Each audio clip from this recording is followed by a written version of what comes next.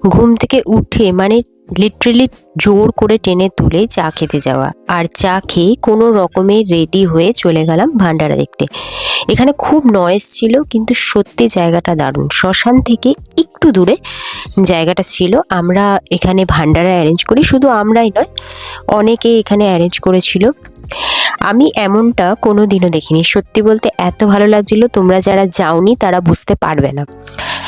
রান্না হচ্ছিল চারিদিকে, শুধু একজন নয়, অনেকে মিলে সেদিন ভান্ডারা দেওয়া হচ্ছিল। অ্যাকচুয়ালি সানডে তো, ওই জন্য অনেকেই এখানে ভান্ডারার অ্যারেঞ্জ করেছিল। ডাল, মাছ, সবজি, চাটনি, পায়েস, এই সমস্ত রান্নাগুলো হচ্ছিল, আর প্রচুর পরিমাণে হচ্ছিল, কারণ এখানে খাবারের কোনো লিমিট নেই। যতক্ষণ খাবার থাকে ততক্ষণই মানুষ খেতে থাকে। রান্না দেখো মোটামুটি অলমোস্ট কমপ্লিট। এবার খাওয়া দাওয়ার পালা। খাওয়ার সার্ভ করা তো স্টার্ট, কিন্তু নিমেষেই শেষ হয়ে যাচ্ছিল। বুঝতে পারছো মানুষের কতটা কষ্ট আছে? আমরা কত কিছু ফেলে দিই, পাত্তা দিই না, কিন্তু এরা সামান্য একটু খাওয়ার জন্য কতটা ব্যাকুল হয়ে বসে আছে।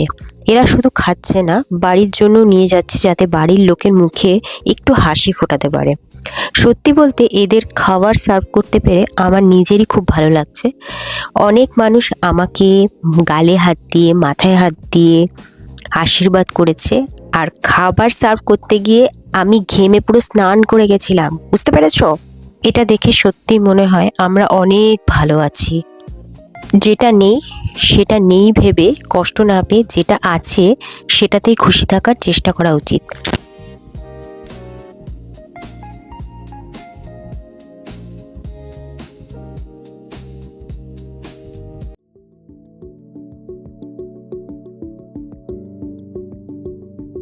এরপর আশেপাশের কিছু মন্দির দেখে আর একটু কীর্তনও কিন্তু করে নিয়েছিলাম।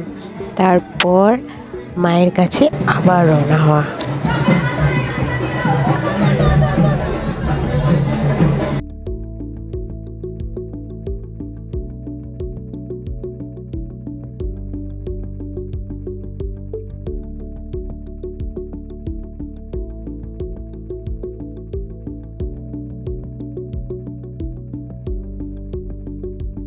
এরপর মাকে আরও একবার দেখে মহাভোগ সবাই একে একে মাথায় নিয়ে চলে এলাম রুমে।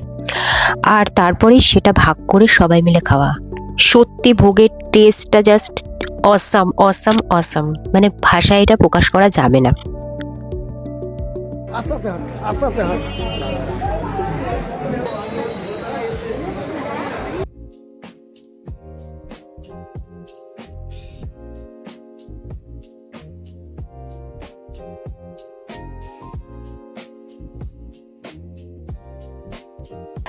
ইভিনিংয়ে ঝটপট রেডি হয়ে সাইট সিন দেখতে বেরিয়ে গেছিলাম।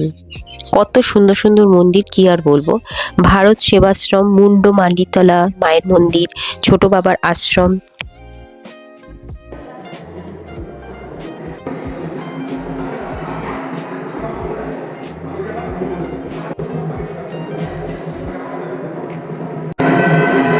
ছিন্নমস্তা ধূমবতী বগলামুখী মাতঙ্গী কমলা গণেশ লক্ষ্মী মা দুর্গা সরস্বতী কার্তিক কালী তারা ষোড়শী ভুবনেশ্বরী ভৈরবী কলকি অবতার আমাকে অবতার লেখক বুদ্ধ কৃষ্ণ রাম পরশুরাম বামন আরো নরসিংহ বরাহ কুর্ম মৎস্য।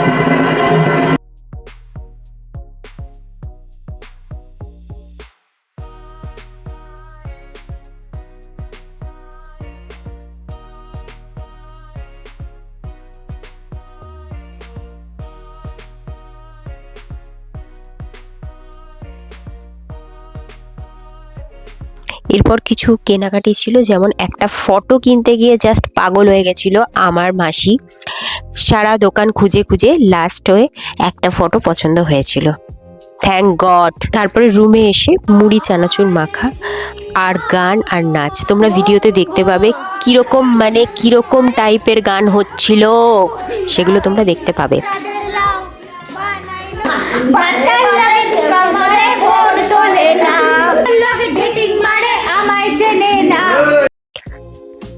সেই মজা করেছি, সেই আনন্দ করে গান করছিলাম। মানে এই সমস্ত জিনিসগুলোই মনে থাকে, কোনো দিনও ভুলবে না, কারণ ছোট ছোট আনন্দ অনেক বড় কিছু দেয় আমাদেরকে। তারপর মাংস রুটি খেয়ে ঘুম দিলাম, আর তাড়াতাড়ি ঘুমও চলে আসলো। পরের দিন ঘুম থেকে উঠেই মনটা খারাপ হয়ে গেল।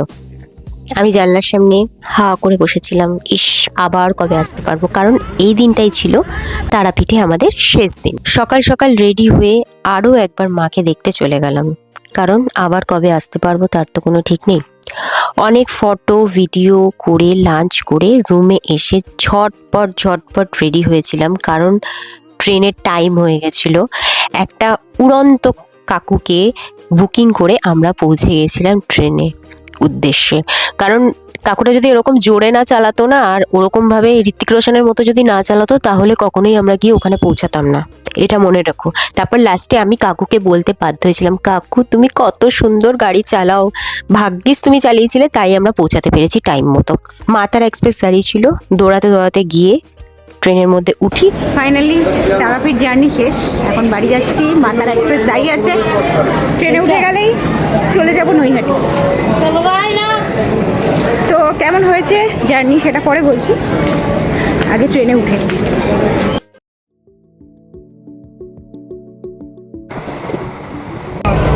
আমরা ট্রেনের মধ্যেও পর্দা দিয়ে দিয়েছি, ট্রেনের জানলাতে পর্দা এসে লাগিয়েছি, বুঝতে পেরেছেন? মানে আমাদের কতটা ট্যালেন্ট ভাবুন। গামছা পর্দা আমি ট্রেনে লাগিয়ে দিয়েছি, কারণ আমাদের রোদ লাগছে, তাই আমরা এখানে এসে পর্দা একদম সেটিং করেছি যাতে রোদ না লাগে। জানলা তো বন্ধ করা যাবে না, কারণ জানলা দিয়ে রোদ্দুর আসছে, কিন্তু খাওয়াটা তো বন্ধ হয়ে যাবে, তাই জানলাতে আমরা সুন্দরভাবে টান করে পর্দা মেলে দিয়েছি। পিছনের দিকে আর একটা পর্দা আছে, দুদিকে দুটো পর্দা।